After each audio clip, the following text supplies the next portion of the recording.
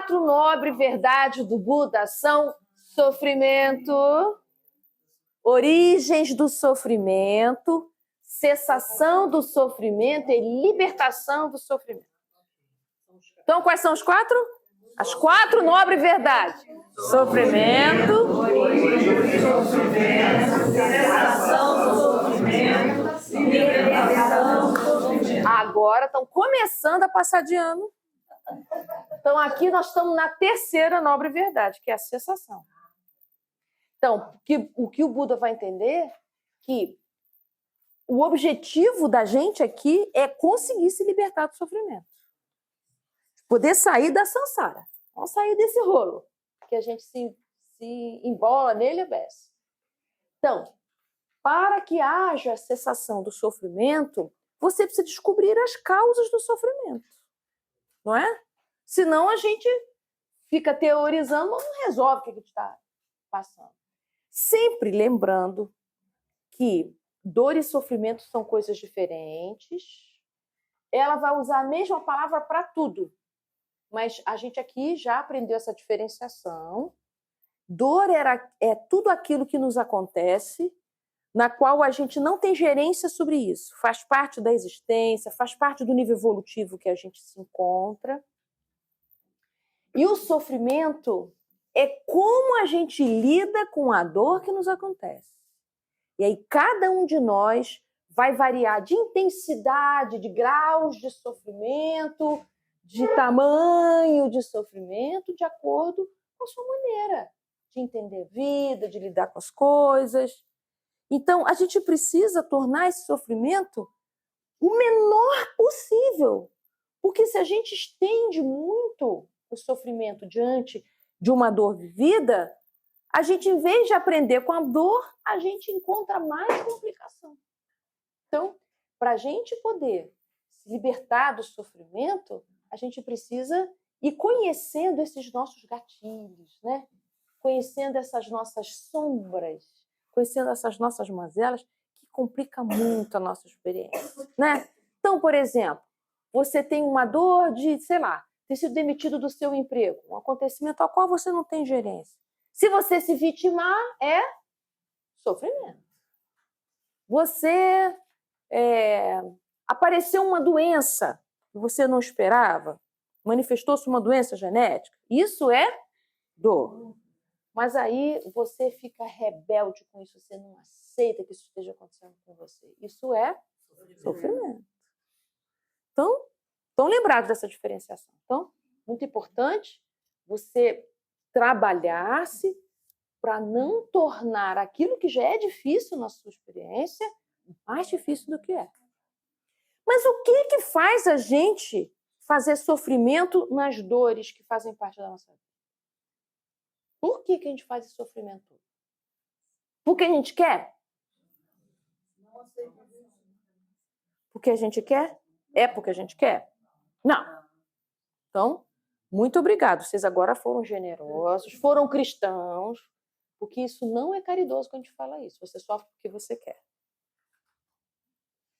Então, não é porque a gente quer. É porque nós somos imaturos, ignorantes do bem, pouca experiência do bem. Está lá na Gênesis, o estudo sobre o bem e o mal. O que é o mal? O mal ele não existe em si mesmo. Ele é a ausência do bem. Quando a gente tem notícia do bem, claro que a gente vai querer o bem. Mas enquanto a gente não tem notícia do bem, a gente não enxerga o bem, não nota o bem. E transitamos no mal entendendo que o mal é normal. Né? Hoje eu conversava com uma moça, um diálogo comum, não era psicoterapia nem nada, e eu olhei para ela e eu vi um peso, uma tristeza nos olhos dela muito grande. Mas eu não sabia nada sobre ela, mas perguntei. Eu falei, você percebe que você tem um peso e uma tristeza no seu olhar? Ah, eu sou assim mesmo. E você é assim mesmo? Você nasceu assim? Com isso? Não, não nasci, então você não é assim mesmo. Então, entende? Quando a gente se acostuma com o mal e a gente toma aquilo como sendo quem somos, né? Então, cuidado com essas afirmativas, que às vezes a gente toma essas características como se fossem nossas. Não. A gente pode se libertar do sofrimento, sim. Então, antes da gente entrar aqui, tem uma coisa importante sobre os mundos habitados que eu queria deixar aqui um pouco mais visível. Nós estamos no MPE. Tem alguém que não está, não, né? Não. Só para esclarecer, que às vezes a gente pode estar num bonde que não é o nosso, né? Nós estamos todos no MPE. Então, olha só, gente, entendendo que cada mundo é uma faixa, percebe? Assim, ó, cada mundo é uma faixa. Então, uma faixa quer dizer assim, porque tem uma gradação de evolução aqui dos espíritos que estão nessa faixa. Então, significa que tem espíritos bem mais evoluídos do que nós que já estão aqui. E tem espíritos nessa faixa aqui, que estão bem aqui no comecinho, recém-saídos do mundo primitivo, que estão num grau de evolução menor do que o nosso. Então, nós estamos na beira de ir para o mundo de regeneração. Então, a gente está aqui, nessa transição planetária. Então, quando a gente fala de mundo de regeneração, pensa, nós estamos no grau 0,0000001. Significa que aqui, nessa faixa, imagina que está no mundo de regeneração mais aqui em cima. Quem está aqui nessa faixinha primeira que somos nós, ainda vive expiação. Percebe? Não é assim, saiu do mundo de expiação e prova, vem para cá, não tem mais expiação. Não. Tem expiação e prova ainda, mas num grau bem mais atenuado. E assim a gente vai fazendo, né? Vai crescendo aqui, regeneração, aí começa aqui. Os mundos mais evoluídos, a mesma coisa. Aqui ainda bem parecido com regeneração, depois mais felizes e assim por diante. Por que eu estou querendo dizer isso é importante? Você já pensaram na palavra regeneração? Por que o nome é regeneração? Quando é que uma coisa regenera? Pensa, uma planta, um fígado que regenera, a gente não aprende isso? Corta um pedaço do fígado, ele regenera. O que é regenerar?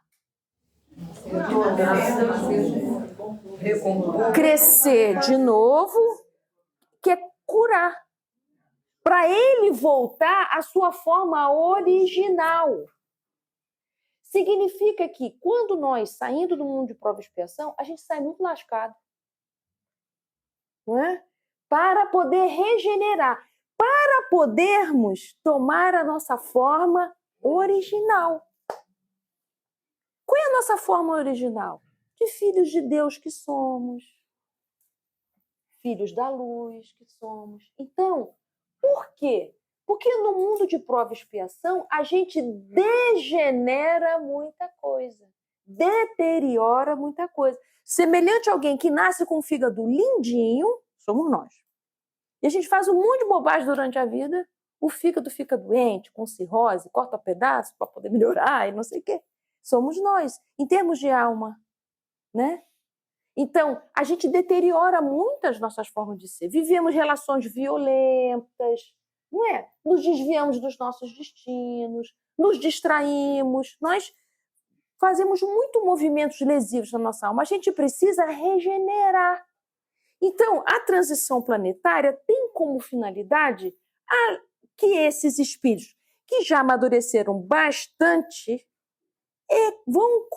já estão começando o processo de regeneração das suas almas para voltar ao seu estado natural saudável, que é o nosso natural.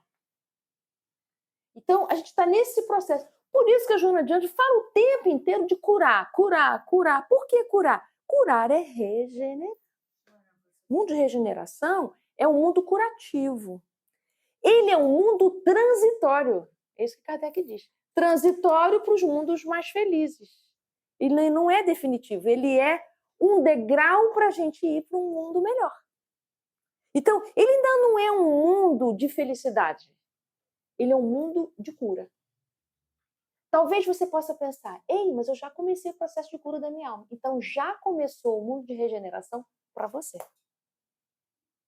Por isso que os espíritos dizem que é sinais dos tempos, é momento de mudança, porque o mundo de regeneração começa no seu coração. Se você já começou um processo de autocura, se você já começou a regeneração do seu coração, você já está fazendo a transição planetária.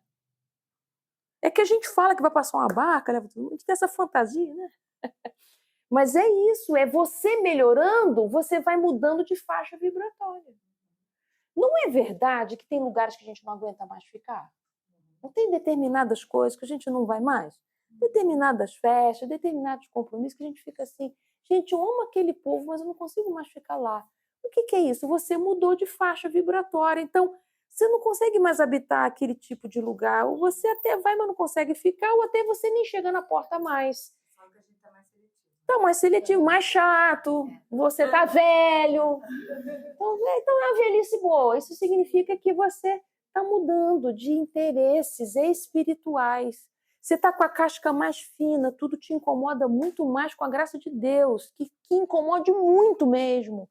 Que a imperfeição te incomode demais, para você não repetir os movimentos lesivos. Enquanto a gente não se incomoda demais com os nossos comportamentos lesivos, a gente ainda vai querer eles. Tem que ter o demais. Demais. E é assim que é, né? Vamos a ele. Então, trouxe uma frase desse capítulo que me impactou, hein? O sofrimento é a melhor terapia para o progresso. O que vocês acham dessa frase, hein? Só porque a Joana falou. Não, porque Quero argumentos. Tem 4, hein? Porque ela diz que o sofrimento é a melhor terapia para o progresso. Por quê? Porque isso aí você não tem necessidade de mudança. Você não tem necessidade de mudança, você não procura melhores pensamentos, melhores atitudes. Sei. Não, tá ficando bom. Tá. Quero 4 argumentos. Ela deu 4, hein? O sofrimento faz E o sofrimento incomoda, ele obriga a gente a se movimentar. O sofrimento obriga a gente a se movimentar. Faz a gente refletir. Fazer mudança. A gente entra no silêncio. Também Entra no silêncio. Está no sentido de dor, pai? É o que Esse sofrimento está no sentido de dor? Tá, gente. O sofrimento convida. Obriga, né? Convida. Muito bem. Argumentos. Estou querendo argumentos que vocês estão muito fracos no argumento. Eu acho que o sofrimento ele faz você refletir. O sofrimento faz né? Você tem... Muito bem, mas olha só que legal. Ó. Quando a gente está lá, passando aquela dor, no livro que tem essa capa aqui, está na 44.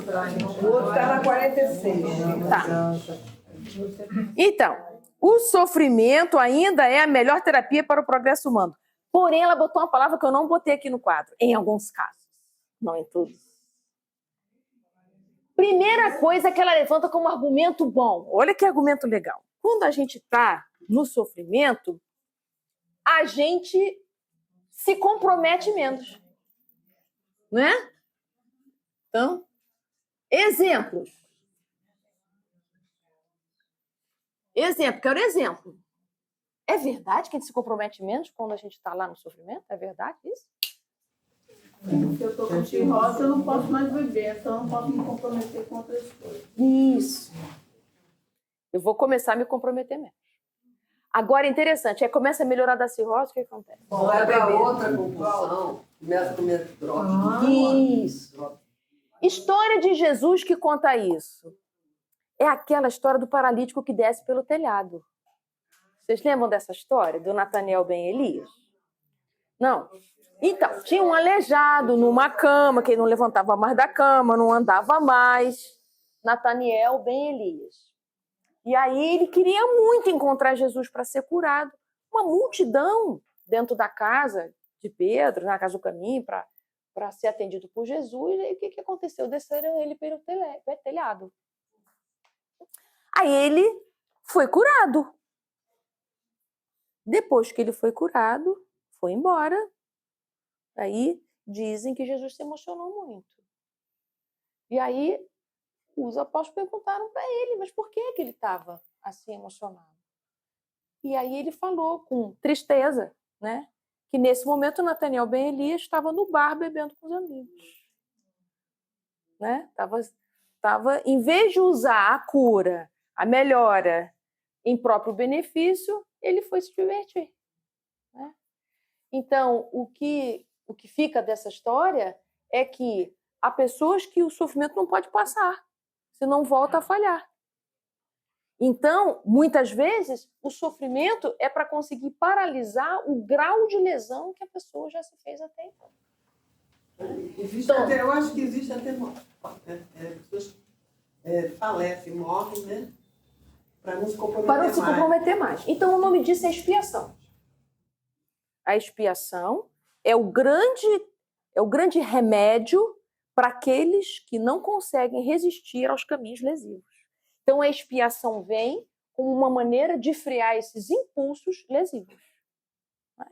Então, com o sofrimento, aqui no caso das expiações, se compromete menos. Se a gente olhar só uma foto, pensa, meu Deus, que sofrimento extremo. Mas se você vê a história espiritual daquela pessoa, como é diferente, se ela tivesse curada, que caminhos mais difíceis ela teria até então. Né? Certa vez eu li um caso clínico, o livro é O Carrasco do Amor, não é um livro espírita, não, é um livro de psicoterapia.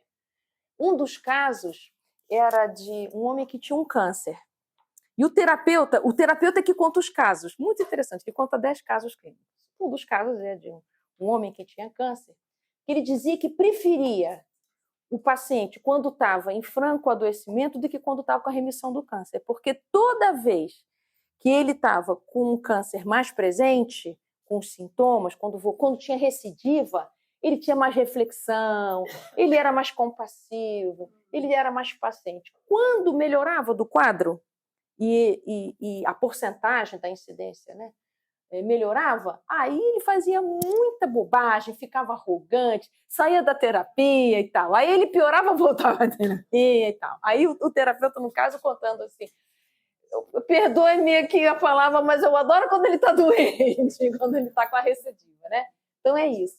Porque o sofrimento, em alguns casos, é a melhor terapia para o progresso, porque a pessoa se compromete menos. Outro argumento dela, reflexão. Aparece a reflexão. Você está deitadinho lá, não pode fazer mais nada, você fica deitadinho, então, reflexão, aproveita, né? E aí ela diz, é comum a mudança de comportamento para pior quando diminui os fatores afligentes. Passou a dor, pronto, o comportamento piora, né?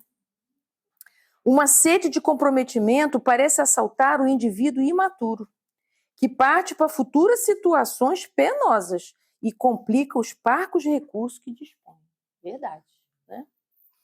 Desse modo, a duração do sofrimento contribui para uma correta avaliação dos atos a que ele deve se entregar. Bacana isso, né? Então, avaliação das atitudes, né? Uma beleza isso.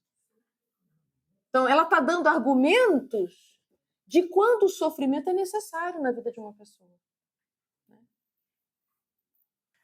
Aí ela vai dizer que só o esforço, incrível, né?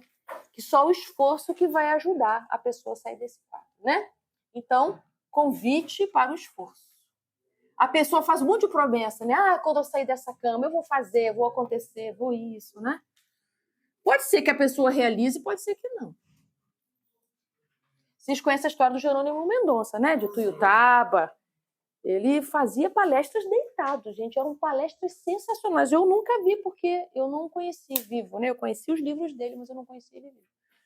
Mas eu já fui lá na região onde ele fazia as palestras e tudo. Ele era transportado numa Kombi, não sei quantas pessoas para levar ele até o palco. Uma coisa impressionante, né? Esforço para fazer o trabalho do bem. E todo mundo saía revigorado, né? Ele deitado na cama fazia todo mundo ficar de pé. Isso é impressionante, né? Então, esse livro é ótimo, é Um Gigante Deitado. É muito gostoso de ler, né? Que conta a história dele. Então, ela levantou 4 argumentos de por que, em alguns casos, passar por essas expiações é a condição de cura e de progresso para alguém. Melhora a arrogância, melhora a vaidade, melhora tudo isso. Né? Imagina alguém que era muito bonito, que era muito elegante, e tem uma doença que deteriora seu corpo físico. Por que não vai ter que lutar por dentro para continuar vivo e suportar essas intempéries, né? Certo? E aí ela vai dizer que existem setas morais venenosas. Também vocês leram isso? Eu estou só fazendo uma recapitulação, né? Setas morais venenosas. Eu gostei desse termo. Setas morais venenosas. Vocês conhecem alguma seta moral venenosa? Está lá na página 45 no meu, né? Aí ela diz assim, ó, alguém que já foi mordido ou picado por um inseto, né? Tem que tirar o veneno do corpo. Se uma pessoa foi atingida por uma seta envenenada, tira a flecha, mas depois tem que curar o lugar. Então, trazendo isso para o nosso estudo, as setas morais venenosas cravadas na alma tem que retirar. Exemplo de seta moral venenosa. Ah, vocês não conhecem, não? Calúnia, por exemplo. Agressões físicas. Quantas setas morais, né? A gente, quando é humilhado, não é? São setas morais que nos deixam, nossa, arriado, né? Então, setas morais venenosas, cravadas no cerne da alma. Aí ela vai dar caminhos, como é que a gente sai dessas setas venenosas. Então, educar a mente. Olha lá, ó. Educar a mente. O que mais que ela vai dizer pra gente? O que eu escrevi lá? Educar a mente, trazer o amor, trabalhar o perdão e o auto-perdão. Fácil, né? Esses 4 aí, ó, de letra, né? Educar sua mente, trazer o amor para a sua experiência, trabalhar o perdão para você se soltar daquela circunstância. Auto-perdão, tá, acabou o capítulo. Sensacional. Então, a Norma falou para eu trabalhar com vocês o terceiro item, que é o perdão, né? Mas sobre educar a mente, por que educar a mente, hein? Porque para a gente regenerar, precisa trabalhar a nossa maneira de pensar. O desapego mais difícil que a gente tem quando a gente desencarna não é do corpo, não. Esse é fácil. O corpo deteriora, é difícil para o espírito. Isso. Nossos pensamentos são lesivos, muitas vezes são lesivos. Isso. O nosso desapego mais difícil é das nossas ideias, dos nossos pensamentos, da maneira da gente pensar, dessas nossas crenças. Esse é o desapego mais difícil. Lembra que a gente conversou aqui sobre a nossa paixão por estar certo? Como a gente é apaixonado por ser uma pessoa certa? Então, quando a gente desencarna, a nossa percepção sobre a vida corpórea modifica-se. O que a gente via, o que a gente entendia, o que a gente sabia quando a gente estava aqui encarnado, tinha um determinado ângulo, porque a gente está com contexto material. Quando a gente desencarna, a gente vê os contextos espirituais daquilo que a gente viveu. Nós lembramos do que aconteceu na vida anterior, relembra os compromissos reencarnatórios. Então, a nossa perspectiva sobre as coisas muda muito. A gente, quando envelhece, já muda a nossa perspectiva sobre a juventude. Imagina o que é você para o mundo espiritual. Agora, se você estiver agarrado às suas ideias, como é que vai ser essa percepção da nova, né, desse novo contexto? Eu imagino que é mais difícil para nós, né? Então, eu já ia recomendar para vocês para começar o desapego já. Nunca se sabe quando a gente vai desencarnar. Então, seria bom a gente começar esse desapego. Então, vamos a ela, educar a mente. Então, ela diz, educar a mente, disciplinar a vontade, constitui o passo inicial para extirpar as causas das aflições, infundindo responsabilidades atuais, geradoras, por sua vez, de novos resultados saudáveis, para propiciar o futuro bem-estar a que se está fadado. Então, a gente precisa começar a prestar atenção ao modo como a gente pensa. Como é que você costuma pensar, a sua maneira de pensar? Aí você vai ter que prestar atenção nos seus preconceitos, nas verdades prontas que a gente come do mundo e a gente não pensa muito nelas. frases que a gente repete, as frases que fundamentam o nosso comportamento também. Vocês sabiam que a nossa maneira de pensar estrutura a nossa maneira de agir? Por isso que, para mudar a maneira de agir, eu vou ter que mudar a minha maneira de pensar. Difícil para a gente isso? Difícil. Então, a gente mudar essa maneira da gente pensar... Outro dia eu vi no Instagram uma educadora falando, eu não lembro mais dela. Ela falou um negócio que eu fiquei pensando muito. Ela está falando para os pais que se descontrolam e bate no filho, por exemplo. Ou grita. E diz, eu não aguentei, eu me descontrolei, aí eu bati nele. Aí ela diz assim, não é verdade que você bateu porque você perdeu o controle. Porque se você estivesse diante do diretor da escola, você não ia bater no diretor da escola.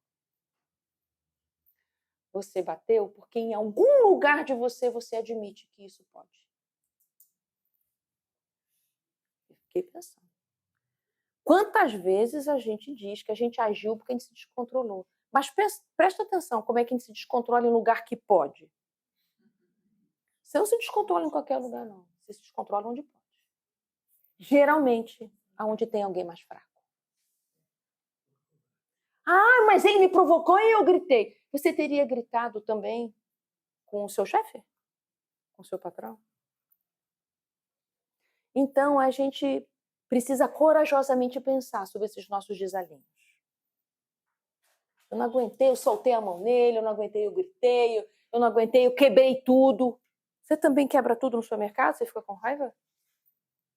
Então, é preciso a gente rever essas justificativas que a gente dá. O nome disso é retribuir o mal com o mal. Retribuir o insulto com o insulto. O que Jesus ensinou pra gente? Retribuir o mal com o bem.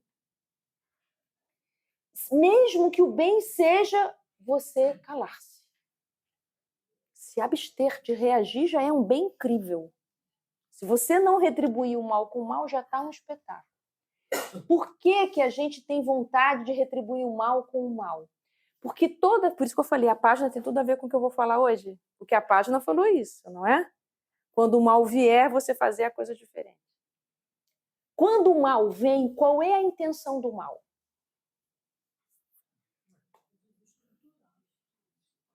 Te tirar do eixo. Em termos psicológicos, a intenção do mal, de quem te provoca o mal, é te excluir. Tá certo? É te excluir de algo. Te excluir de algum bem, te excluir do equilíbrio, te excluir do lugar. A finalidade daquele que faz fofoca, te calunia, te humilha, ou qualquer coisa parecida, que te diminui, que te fere, que te empurra, que grita com você, é tirar você de algo. Quando a gente é excluído, a gente tem vontade de fazer o quê? Não, de excluir o outro. Cheguei na festa, a Ângela não falou comigo. Me excluiu. O que eu tenho vontade de dizer? Também não vou falar com ela. Eu também não vou falar. Não quis falar comigo, também não falo. Entendeu o que é retribuir o mal com o mal? Se eu me sinto excluído, excluo também. É como a gente equilibra a dor. Jesus vai dizer o seguinte, continua equilibrando a dor assim. Onde é que você vai parar? Aonde você para? Sozinho e doente. Porque ninguém vai vir para te incluir. Não virá alguém para te salvar. Coitadinha, deixa eu botar ela de volta. Não.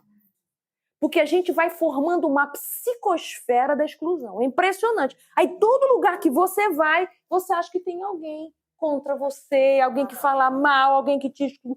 E não tem jeito de mudar seu modo de pensar, porque a gente acredita naquilo com uma verdade extraordinária.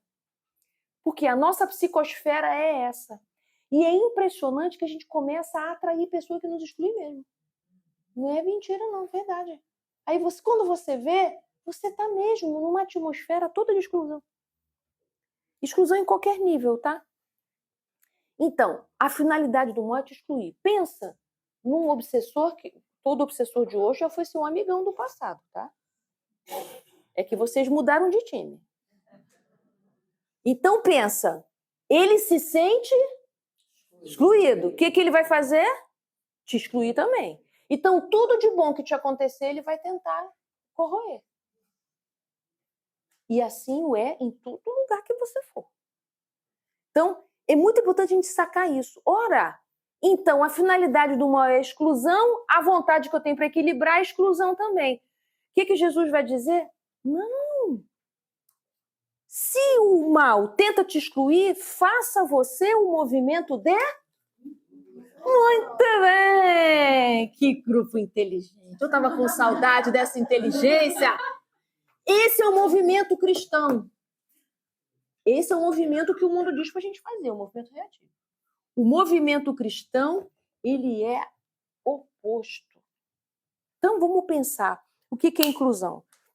Contei esse caso ontem na segunda-feira. Um amigo meu lá de Portugal, que já mora lá há mó tempão, tá? Já trabalha lá, já tem emprego público, não sei o quê. Ele teve alguma desavença num estabelecimento comercial e uma pessoa chegou para ele, volta lá para o seu país. O mal exclui, tá certo? O que ele respondeu? Ele teve uma resposta de inclusão, já vou dizer. Ele foi convidado a excluir também. Não dá vontade de responder isso? Esse seu país é ruim, problema seu. Ele respondeu, este país é meu também e eu amo muito. Este país é meu também e eu amo muito. Entendeu o que é uma resposta cristã? É impressionante quando a gente pensa isso. Quando perguntaram a Jesus se era para pagar os impostos, queriam que a resposta de Jesus fosse excluir. Excluir os romanos, esses exploradores. O que está gravado na moeda? Aí tinha o rosto de César. Então, dai a César o que é de César e a Deus o que é de Deus. Isso é uma resposta inclusiva. Então, a resposta cristã é a resposta do E. A resposta de um mundo de provas e expiações é uma resposta ou. Ou eu ou você. Só cabe um. A resposta cristã é cabe eu, cabe você também. Eu tenho, você também. Então, a gente tem que aprender, educar a mente para a inclusão. Porque o que o mundo diz para a gente é exclusão o tempo todo. A fala é de exclusão. Se você é feio, você não cabe. Se você não é inteligente, você não cabe. Se você não é bonzinho, você não cabe. E assim vai, é tudo exclusão. Então, quando o mal chega, a intenção é excluir. Nós temos que estar atento para não excluir também. E poder fazer um movimento de inclusão. Outra coisa importante sobre a exclusão. Ela pode ser pessoal, é com você mesmo. Ela pode ser não pessoal. Qual é que mais acontece? Não. A que mais acontece é essa. A gente está sempre levando um tapa que não era para mim. Mas a gente toma como sendo porque a gente é muito carente. Então, eu tô no supermercado fazendo compra. O caixa do supermercado queria ter recebido o aumento que foi prometido e não aconteceu. Chegou a minha vez de eu chegar no caixa. Acho que a moça não embrulhou direito. Ou eu quero perguntar sobre um preço quando tinha perguntado antes. Aí ela responde para mim, ela foi excluída pelo chefe, tá certo? Ela responde para mim ao modo da exclusão. A senhora não viu não o preço que está levando? A senhora não sabe escolher? Não sei o que lá. Olha, tem uma fila enorme eu sou atrás de você, não sei o quê. Eu posso tomar como sendo pessoal, como não pessoal. Se eu estiver bem e entender que é não pessoal, eu posso vir para a inclusão. E dizer, eu compreendo que você deve estar muito cansada hoje. Então, se eu puder vir para cá, gente, é bom para a gente. Se eu vier para cá, eu saio do supermercado com os obsessores dela todinho comigo. Então, vocês estão percebendo o que é vigiar e orar? Então, Aconteceu o mal, presta atenção que a exclusão está acontecendo. É sempre exclusão. Que exclusão está acontecendo aqui? É isso que eu estou sofrendo aqui. Eu estou sentindo aqui, estou sentindo uma ameaça aqui de exclusão. Não é? Então, não responda com exclusão. É isso que na carta de Tiago está dizendo. É na carta de Tiago que ele fala. Não retribuir o mal com o mal. Não retribuir o insulto com o insulto. Pode perguntar. Ontem, na segunda-feira de manhã, um companheiro falou uma pergunta bem legal. Ele falou assim, eu posso perguntar o que está acontecendo com você? O que houve com você? Não é? Isso é uma maneira de estancar o mal. Então, mal precisa de limite, não de exclusão. Então, eu preciso ganhar um repertório de inclusão, né? Porque de exclusão, nosso repertório é enorme, né? Mas o nosso repertório de inclusão é uma beleza. A gente tem um monte de palavras de exclusão, né? Não me irrita, sai daqui. A gente tem um monte de exclusão. Não fala comigo. Mas e repertório de inclusão? Temos pouquinho. Então, a gente precisa começar a aprender esse repertório. É o também, eu posso compreender. Nesse momento, não é bom da gente continuar esse assunto. Vamos parar por aqui essa nossa conversa. Então, é para poder incluir, é para poder manter o bem-estar entre nós. Você não fala nada. Se você tiver a intenção da inclusão, tudo bem, porque você pode não falar nada para dar raiva no outro. Qual é a intenção de você não falar? No Evangelho, no capítulo que fala sobre a caridade moral, os espíritos dizem que é caridade você calar no momento que alguém estiver te ironizando ou fazendo sarcasmo. Se alguém estiver na ironia e no sarcasmo, não dá para dialogar. Então é melhor calar. Agora, se você cala para doer o outro, o que você tem? Nada. O que está acontecendo? Nada. Então, você está agredindo. Quando você desvia o olhar, exclui não olhando, né? Exclui com silêncio, fica sem falar 3 dias. Olha isso. Então, tem gente que fica 3 dias sem falar, gente. Como é que pode um negócio desse? Dorme sem falar. Eu não consigo imaginar isso. Você dorme sem falar com aquele seu familiar, você deixa ele de castigo. Me lembra aquela brincadeira de gangorra, lembra? Que a gente fica sentado, deixa o outro no alto lá. O outro não pode descer, mas você também não pode sair da gangorra. É um negócio burro, né? A gente fica tão aprisionado quanto o outro, né? Então, aí a gente fala com todo mundo da casa menos aquela pessoa. Nossa. Então, a gente precisa sair dos movimentos da exclusão e trabalhar o E. Então, bora abrir o nosso coração para o E. É isso que vai te ajudar a sair do mundo. Aqui, ó, MPE para regeneração é assim. Você quer regenerar, tem que botar o E. A galera do OU tá toda aqui embaixo. Aqui é E, ó. Eu é você. Porque tem uma coisa que a gente não consegue ler.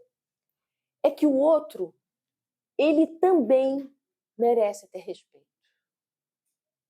A gente acha que só a gente merece. Porque a gente é legal, porque a gente é bom. Mas não é verdade que a gente é equilibrado o tempo todo. Tem um dia em que a gente perde a linha. E a gente não gostaria de ser respeitado naquela dor? Então, realmente eu não estou num dia bom hoje. Eu posso avisar, gente, eu não estou num dia bom hoje. Mas nem todos nós temos essa clareza de perceber que não está bem. E avisar. É maravilhoso a gente avisar isso aos familiares. Gente, hoje eu não acordei legal, não. Hoje estava bom de eu voltar para a cama, dormir mais um tanto a mesma coisa. Eu reseto o programa e eu acordo melhor. Tem dia que a gente sai esquisito de casa. Significa que durante a noite eu estive em ambientes espirituais e não foi boa coisa. Por isso que quando a gente vai dormir precisa fazer prece. Estou falando esse rumo da prosa todinho por causa do item do perdão. Qual é a questão do perdão? Por que é tão difícil para nós perdoarmos? Agora vocês já são PhD. Porque eu fui excluído, eu quero excluir também. E parece que eu vou ser bobo se eu perdoar. Só que a gente esqueceu uma coisa, que são as leis divinas. Todo acontecimento, qualquer acontecimento humano, está sob a guarda das leis divinas. Lembram quais são? As leis morais, né? Não vou fazer vocês repetirem, não. A gente olhar as leis morais, a gente vai ver que nós estamos lá nelas, né? Qual delas a gente feriu, enfim. Então, o que acontece com a gente? A gente acha que a questão do perdão é só entre eu e o outro. Não é, não. É eu, o outro e nós com Deus. Então, tem uma parte da nossa contenda, se eu tiver uma complicação aqui com a Núbia, que ela vai ter que se haver com Deus, não é comigo mais. Vamos imaginar, gente, um assassinato, um negócio bem grave. Um assassinato, né? Eu desencarnei todo mundo espiritual, com uma dificuldade enorme de perdoar quem me matou. Eu perdi a vida, perdi a chance de continuar, que alguém resolveu tirar minha vida do nada. Por exemplo, eu estava andando na rua, não sei. Me torno obsessor dela. Não consigo perdoar. Mas espera aí. O fato dela ter tirado a minha vida, ela vai ter que se haver com quem? Só comigo? Não, ela está dentro das leis divinas. Ela tem questões a ver com a lei do equilíbrio, que é a lei de Deus. Então, não é só comigo o babado entre eu e ela. Então, se eu perdoar, eu me desvencilho da história dela com Deus. Agora, se eu não perdoo, eu fico agarrada nela. Agora, se eu perdoar, se eu disser assim, sabe uma coisa? Isso é uma história entre você e Deus, eu me retiro disso. Vou curar da minha dor e da falta que me fez continuar viva. Aí é uma coisa minha. Mas o que vai acontecer com ela não me diz respeito mais. Ela vai ter que saber com Deus. Então, a metáfora que eu faço é assim. A gente fica, quem me agrediu, fica dentro da prisão, com um monte de chave. E eu fico lá de fora da prisão, esperando. Ver se ele sofre bem. Agora você veja, se eu fico lá na prisão, eu estou tão presa quanto, eu só estou lá de fora. Né? Então, a questão do perdão, do ponto de vista cristão, é a libertação da vítima. Então, eu preciso perdoar, não tem nada a ver com o outro, o que vai acontecer. O que eu preciso perdoar é para que eu saia desse círculo vicioso. Porque nós vamos continuar com a exclusão rodando entre eu e ela. Então, perdoar para que eu possa me libertar. Por isso que o capítulo é cessação do sofrimento. Para cessar seu sofrimento, você precisa soltar esse desejo infantil de querer que o outro sinta a dor que você sentiu. Eu quero que doa nele ou nela. Eu quero que ela sinta o que é. A gente ainda tem uns argumentos assim, ó. É para essa pessoa não repetir com os outros o que fez comigo. Quem foi que elegeu você de Deus? Entendeu? Então, parece que eu não posso perdoar porque eu vou ser ferido de novo. Isso significa que você não aprendeu nada com aquela experiência, será? Você vai se deixar ferir da mesma forma? Então, perdão, do ponto de vista cristão, é a nossa condição de cura, porque me liberta daquela prisão emocional que a história me colocou. Tá certo? Mas o que vai na nossa mente é assim, eu não tenho paciência de esperar o tempo que a espiritualidade irá, ou que ela irá ser penalizada, né? A gente quer rápido, quero ver, né? Eu quero assistir. Se eu desencarno, de repente eu posso... Bom, se vai ser rápido, se vai ser devagar, é o de menos. O que eu acho mais grave é você quer assistir. Você quer. Fica doido para acontecer uma coisa ruim com a pessoa. Eu não vou fazer nada para ela se prejudicar, não, mas se alguém fizer, vou gostar. O dia dela vai chegar, né? Vingança boa é servida fria. Ih, a gente tem tanta frase, nossa senhora. Viu por que tem que educar a mente? Olha as frases bravas que a gente fala. Às vezes a gente não fala, mas pensa, né? Como é que é? O negócio vem a cavalo, né? Justiça vem a cavalo. Tarda, mas não falha. Vou festejar. Eu entrego a Deus. Entrega mesmo, a entrega de verdade. A gente entrega fiscalizando. Então não entregou, a gente enrolou, né? A gente entrega a Deus querendo a coisa ruim, né? Claro. Porque a nossa lógica é retribuir mal com mal ainda. A nossa lógica é me excluir, eu vou excluir. A nossa lógica é isso o tempo todo. A gente segurar esse ímpeto de excluir. Porque sabe de onde vem essa decisão de excluir? Vem das nossas sombras, não vem da nossa parte luminosa. E de uma história de séculos, excluindo e sendo excluído. Nossa, as guerras é isso o tempo inteiro. Essa solução está falida, gente. A gente ainda não entendeu que está falida essa solução. A solução da exclusão está falida. Mas eu queria que vocês saíssem aqui com isso na cabeça. Quando o mal vem, a intenção é te excluir. Então, se você entende isso, agora pensa, isso é pessoal, isso não é pessoal. É mais fácil me desvencilhar do não pessoal, tá certo? Quando é pessoal, é contigo mesmo, a questão é você e a pessoa, a dificuldade do perdão vai aparecer mais. Mas creiam, gente, 90% das vezes é não pessoal. Tem cara de pessoal, mas não é. Grande parte das obsessões são gratuitas, são oportunistas. A obsessão intencional com você, ela não é de maior porte. O tempo todo a gente está mais assessorado para as obsessões gratuitas, fortuitas, de ambientes, de relacionamento, de circunstâncias, é onde a gente está mais mergulhado. Então, presta atenção. Se for pessoal, você precisa cuidar. Olha só que coisa legal. Agora eu me lembrei de uma coisa muito bacana. Olha só. Agora foi ótimo. Num dos atendimentos que eu fiz, eu não sei mais em que cidade, que lugar mais eu estava, uma pessoa, na hora das perguntas e respostas, né? Por isso que eu posso falar, era no grupo, ela contou um negócio muito interessante.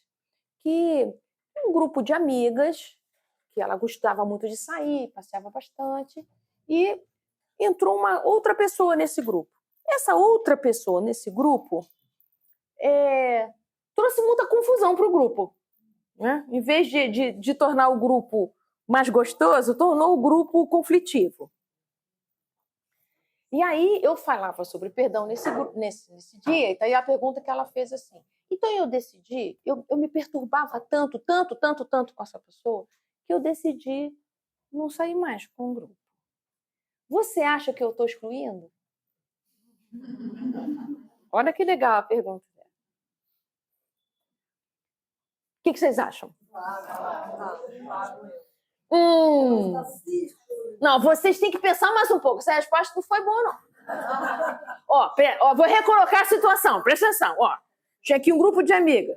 Chegou uma outra que é complicada. Complicou o grupo. Deu contenda. Blá, blá, blá, blá, blá, blá. Ela aguentou um tempo. Chegou um tempo que ela falou assim, gente, não dá pra mim. Você acha que eu estou excluindo? Ela excluiu. Depende da intenção dela. É uma? Eu acho que depende da intenção. Depende da intenção. Aí eu perguntei assim, a sua intenção é que esse grupo não queira mais sair com ela e volte a sair com você? Se for essa... Se a sua intenção foi você se proteger porque estava demais para você, não tem nada a ver com inclusão e exclusão. Você está cuidando de você. Você percebeu se esse grupo deixou de sair só porque você não está? Não, elas saem entre si. Então tá ótimo, você não excluiu ninguém. Você não botou condição. No sentido de que, não sai com ela que ela é feia, boba, chata. Né? Sai comigo que sou legal. Não foi isso que você falou. Não. Eu tomei uma decisão de me afastar, que estava difícil para mim. Ela, ai, puxa vida, que bom. Eu falei, mas agora eu vou dizer uma coisa para você. Toda vez que aparecer uma pessoa parecida com ela, vai acontecer o mesmo fenômeno. Você precisa trabalhar isso. Por quê? Para você não se comprometer mais, né? Com isso, esse assunto é um assunto que para você cuidar. Por quê? Porque não é pessoal. Se você torna um assunto não pessoal impessoal, o que isso quer dizer? Que você está trazendo coisas velhas para uma situação de agora. Se você tornou uma situação não pessoal sua, quem é que está fazendo esse sofrimento? Aí não é dor. Quem é que está fazendo esse sofrimento? Você. Então você precisa repensar. Opa, peraí. Eu me chateei no grupo 1, me chateei no grupo 2, me chateei no grupo... Eita, esse assunto é meu. Se esse assunto é seu, você está tornando pessoal algo que não era pessoal. Enquanto você não olhar para isso, isso vai se repetir indefinidamente. Por enquanto é prova. Se você vai complicando a sua experiência, vai se tornando expiação. É tudo uma questão de grau, entendeu, gente? Então, lá no livro dos médiuns, quando Kardec vai começar a descrever como é que você identifica uma obsessão, um dos itens diz: acontece confusão em todo lugar que vai. Ou seja, a gente cria uma psicosfera que atrai espíritos da mesma vibração. Significa que toda obsessão também tem um grau de auto-obsessão. Então a questão não é mais com o obsessor, é com quem? Não comigo. O papo aqui é entre eu e Deus. Então, a gente precisa, se você está fazendo um tratamento de desobsessão, além do processo espiritual, você precisa fazer um trabalho de autoanálise e de autoconhecimento para você parar de fazer ninho para isso. Por isso que o primeiro item é educar a mente. O que adianta você fazer um processo de perdão se a sua mente continua com as mesmas viciações? Você vai continuar excluindo, vai continuar repetindo as mesmas lesões e não vai sair do ciclo vicioso. Aí você se cura de uma obsessão entre outra, se cura de uma obsessão entre outra. Assim, né? Como pessoas que têm sintomas que não acabam. Aí tem a sinusite, depois não sei o que it, depois não sei o que it, depois não sei o que. É a mesma coisa, está precisando trabalhar alguma coisa no autoconhecimento para você parar de fazer ninho para essas condições que se repetem. Então, só recapitulando ali, a gente terminar. Então, os processos de dor vão se tornar sofrimento se a gente continuar retribuindo o mal com o mal, que é manter processos de exclusão nos nossos laços afetivos. A cura que Jesus indica é incluir. E para eu incluir, eu preciso olhar, é pessoal ou não é pessoal? Se eu estou tornando não pessoal impessoal, tem uma história minha antiga que eu não olhei. Eu preciso retomar aquela história. Isso aqui é interessante. Quando a gente olha para isso aqui que está atrás, vocês sabem, gente, que o babado atual perde a força. É impressionante. Você tem, sei lá, uma chefe que implica com você todo dia. Tem um comportamento insuportável, que chefe complicado, não sei o quê. Aí você já está começando a tornar não pessoal impessoal, porque você já não está aguentando mais ir trabalhar e brigar com a sua chefe todo dia. Mas se você começar a pensar, quem é que essa chefe me lembra? Com quem ela se parece? Esse comportamento vem da onde que é parecido para mim? Aí, se você vai curar isso, como diz a Joana, precisa ir para as causas. Vamos olhar para isso que me incomoda tanto? E aí eu vou trabalhar isso, olhar para isso que me doeu. Eu já olho para a chefe e começo a ter compaixão. Poxa vida, é uma pessoa que está em constante desequilíbrio. Eu sou a bola da vez, porque eu sou a funcionária do dia, mas podia ser a Maria, podia ser o João. Isso aqui é eu tornar algo que me parecia pessoal em não pessoal. Então, se você estiver diante de alguém que, nossa, te complica a vida muito, presta atenção se ela é assim com as outras pessoas ou é só contigo a coisa. Se você percebe que ela é assim com os outros, indulgência. Questão 886 do Livro dos Espíritos. Como é que é a caridade conforme entendia Jesus? Indulgência. Benevolência e perdão, que são os outros itens aqui. Mas indulgência é eu poder entender que se aquela pessoa está em desequilíbrio, ela tem os motivos para estar assim. Ela não está assim porque ela quer. Ali tem imaturidade, ali tem ignorância. Então, eu preciso deixar com ela isso. Sou eu que vou resolver isso, não é? Então, eu posso orar pelos inimigos. Mas, Ana, no caso, por exemplo, que esse que você levantou, colocou, né, da moça com os amigos, é uma situação difícil, porque mesmo que não seja pessoal, né, ela está vivendo dentro de um nível conflituoso. Isso. Não é? E aí, como é que faz? Como é que faz? Como é que é isso? Como é que vocês, o que vocês... Eu gostei do que ela falou. Ela disse, gente, para mim não dá. Todas as vezes que a gente está junto e mais essa outra pessoa, é muito, é demais para mim. Então, nesse momento eu vou ficar um pouco distante.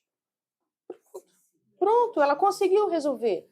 Sai às vezes com uma, ou sai às vezes com duas, ou não sai, ela ficou bem, ela não colocou nenhuma condição. Ou ela é boa, boa fechada, falou mal da minha.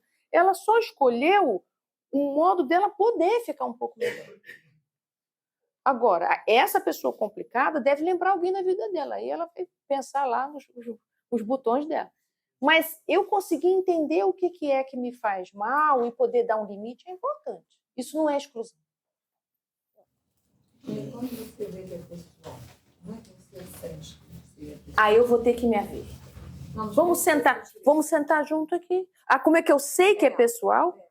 Quando eu percebo que aquele comportamento aparece só entre eu e você. Só entre eu e você. A minha sombra aciona o seu pior. E a sombra dela também aciona o seu pior. Tem várias relações que são assim, né, gente? A gente, sem querer, aciona o pior do outro. Tá? E sem querer, o outro também aciona o seu pior. É um certo tom, é um certo jeito de falar. Você gosta da pessoa, mas quando ela fala daquele jeito, tem uma coisa que vem, que sobe, né? Aí você tem que dar uma respirada. Não reage. Não vai para a exclusão. Respira. Reflexão. Retoma. Peraí, deixa eu ver. O que é que me incomoda? É o tom? É a altura? É o jeito? É o gesto? É o olhar? Lembra quem? Reflexão. Vai descolando.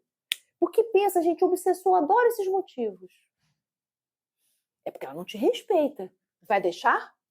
Vai te fazer de bobo, hein? Não. Aí você vai entrando nessa faixa psicosfera densa. Aí seu protetor espiritual fala, ora, faz uma oração. Eu não tenho condição de orar também com a pessoa dessa na minha vida, não sei o que lá, papapá. Então, a gente é que vai escolhendo, né? Com quem a gente vai se associando. Então, a gente vai aprendendo, né, gente? São aprendizados, são processos. Isso não é assim, não. São processos, não? Que a gente vai educando o nosso modo de pensar. Mas eu queria que vocês saíssem daqui com esse entendimento. A intenção do mal é te excluir, seja do que for. Te excluir do equilíbrio, te excluir do convívio, te excluir de algum benefício. É exclusão. Então, cuidado com a nossa vontade de excluir também. Excluir não é um modo de resolver. Nem se excluir, nem excluir o outro, né? Bom, então, para terminar, vamos olhar o nosso capítulo aqui no finzinho. Se ante a resolução de autorrenovação, estou no final já, não se encontra receptividade por parte da vítima, não constitui esta recusa um novo motivo para atrito. Olha só o que ela está dizendo. Se o outro te excluir, ou seja, você quer reconciliar, mas o outro não quer te escutar, o outro não quer suas desculpas, o outro não quer isso, não tem problema, deixa. Não vai dizer, tá vendo, seu ingrato, eu tô aqui tentando me retratar e você não quer me escutar. Aí pronto, excluiu de novo, você vai sair, não vai sair. Reveste-se de mais paciência e tolerância. Entende que cada um tem seu tempo, né? A fim de enfrentar a reação do outro igualmente enfermo e sem disposição, por enquanto, para liberar-se do mal que o entorpece. Bonito, né? Por enquanto não dá para ele sair do mal que o entorpece. Né? Viu como é que não é pessoal? Tem um mal que entorpece, ele ainda não está podendo te escutar. O auto-perdão ajuda ao amadurecimento moral, porque propicia clara visão da responsabilidade, levando o indivíduo a cuidadosas reflexões antes de tomar atitudes agressivas ou negligentes, precipitadas ou contraditórias no futuro. Quando alguém se perdoa, aprende também a desculpar, oferecendo a mesma oportunidade ao seu próximo. O bem-estar que experimenta faculta-lhe a alegria de propiciá-lo ao outro, o ofendido, gerando uma aura de simpatia à sua volta, que se converte em clima de liberação do sofrimento. A cessação real do sofrimento, portanto, dá-se quando, erradicadas as suas causas, desaparecem-lhe os naturais fenômenos das consequências. Que possam ir desaparecendo aos poucos, né, gente? Esses fenômenos tão doloridos, esses acontecimentos tão pesados. Então, a gente pode se libertar do sofrimento, sim, que vai ser nosso próximo capítulo, Caminhos para a Cessação do Sofrimento. Vocês querem caminhar ou não querem caminhar?